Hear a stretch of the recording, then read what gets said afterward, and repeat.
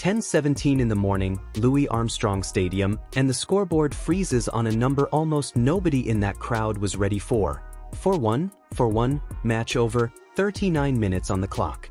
Svitolina and Gael Monfils are already walking toward each other at the net, and then they do something you don't usually see after a doubles match. They kiss, right there in front of the cameras, and a few feet away Alex Eala is already reaching for her racket bag. 39 minutes.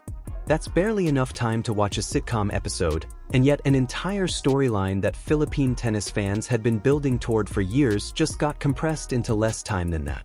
So how does a match end this fast, this early, this quietly, when everything about the setup screamed fairy tale? To understand that, you have to go back to the moment none of this had happened yet, back to when Eala and her partner were still up 40-15, still in complete control, still looking like the team that was going to make headlines for the right reasons. Because here's the part almost nobody clocked in the moment. This wasn't some heartbreaking mid-tournament upset after weeks of building momentum. This was the very first match of a brand new format, the very first time these two had ever shared a court together in competition, and the very first real test of whether talent alone could outmuscle something far harder to manufacture on short notice: chemistry. The US Open had redesigned its mixed doubles event for 2026, cutting sets down to 4 games with no advantage points, a format built for speed and chaos, where a single loose game can swing an entire set before either team has time to recalibrate. Eala walked in on the best momentum of her career, freshly cracked into the world's top 20, the highest-ranked Southeast Asian woman in WTA history, the first Filipina to ever win a Grand Slam singles match, a name that fills stadiums and trends on Philippine timelines before she's even hit a serve. Her partner, Felix Auger-Aliassime, world number 4, a 6'4" Canadian with a serve that can end points before they start. On paper, a dream pairing. On paper, exactly the kind of team a home crowd shows up hours early for. And for one game, that's exactly what it looked like. They came out sharp. Auger-Aliassime's serve landed exactly where he wanted it. Eala's reflexes at the net were doing what they always do, cutting off angles before opponents even realized the shot was gone, and within minutes they'd built a 40-15 lead in the very first game of the match. 2 points away from a statement opening hold. 2 points away from silencing any doubt before it even had time to form. And then, without warning, it slipped. Deuce. Then advantage the other way.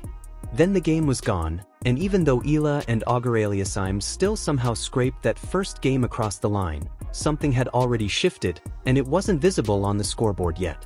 Because on the other side of the net was a matchup nobody had fully reckoned with, not 2 double specialists, not 2 players who'd trained together for months, but a married couple, together since 2021, who had wanted to share a Grand Slam court for years and had never once been able to make the scheduling work.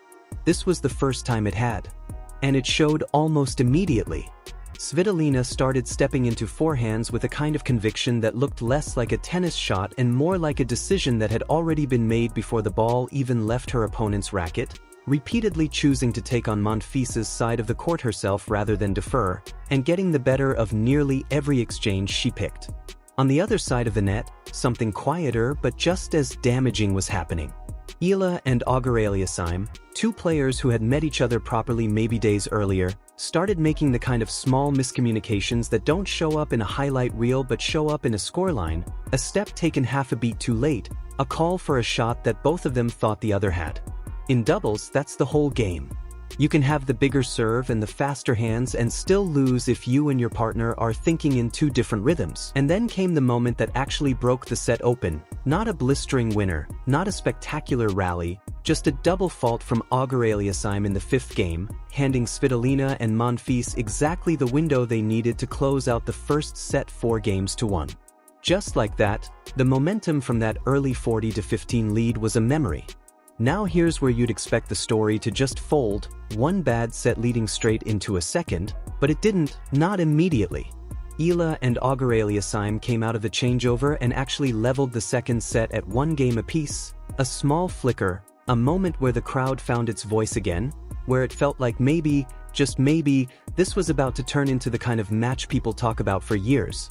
And that's exactly when Svitolina and Monfils reminded everyone why marriages and tennis partnerships aren't actually as different as they sound. They won the next 3 games in a row without letting the door open again, and in the final game, on match point, Alex Eala got his racket on a return with a real chance to extend the fight, and sent it just wide. 4-1. Match over. 39 minutes, start to finish. And here's the number that actually tells you what happened inside that scoreline better than any single moment could. 8 unforced errors from Eala and Alex Eala against exactly 1 from their opponents. 23 total points won against 34.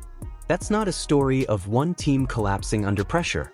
That's a story of one team having spent years, quietly, without cameras, building an understanding of each other's timing that a few days of practice simply cannot replicate, no matter how much individual talent you throw at it. When Svitolina picked up the microphone afterward, she didn't talk about strategy or scouting reports. She talked about finally getting to share a court with her husband, about how the plan all along had been to stay focused but also just enjoy playing together for the first time in an actual tournament instead of an exhibition. Monfils, for his part, admitted there had been real pressure carrying his own name into a match everyone was watching, and that he was relieved to have handled it the way he did. It's a strange thing to sit with, that the team that just delivered a crushing, clean, almost surgical straight sets when wasn't playing with some elaborate tactical system built in a training camp, they were playing with something you can't drill, years of knowing exactly where the other person is going to be before they get there. And that reframes everything that happened in that first game, that 40-15 lead that should have been a hold and turned into a warning sign instead. It wasn't nerves. It wasn't a bad match. It was 2 brand new teammates running into a bond that had been quietly forming since 2021 and getting caught in the blast radius of it in their very first game together. For Eala, the number that will actually matter walking out of that stadium isn't 4-1. It's 21, her age, with a WTA singles title already to her name, a spot inside the world's top 20 already locked in, and a piece of history no result in a doubles match can touch, the first Filipina to ever win a Grand Slam singles match. A 39-minute mixed doubles exit doesn't erase any of that. If anything, it hands her something she didn't have 24 hours earlier: extra time. Extra days to rest, to recover, to sharpen everything before her actual campaign even begins, the one she came to Flushing Meadows to fight for in the first place. Because this was never supposed to be the main event. It was a warm-up, a bonus round, a chance to share a big stage before the real tournament even started. And now attention shifts to Thursday, when the singles draw comes out and Eala learns exactly who stands between her and the deepest Grand Slam run of her career, entering as the 18th seed, the highest-ranked Southeast Asian woman ever to play this tournament. So rewind all the way back to that frozen scoreboard, 4-1, the kiss at the net, the quiet packing of a racket bag. It wasn't a heartbreak story.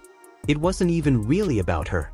It was a 39-minute collision with a bond years in the making, and the real story, the one that actually matters for Alex Eala at this US Open, hasn't even started yet.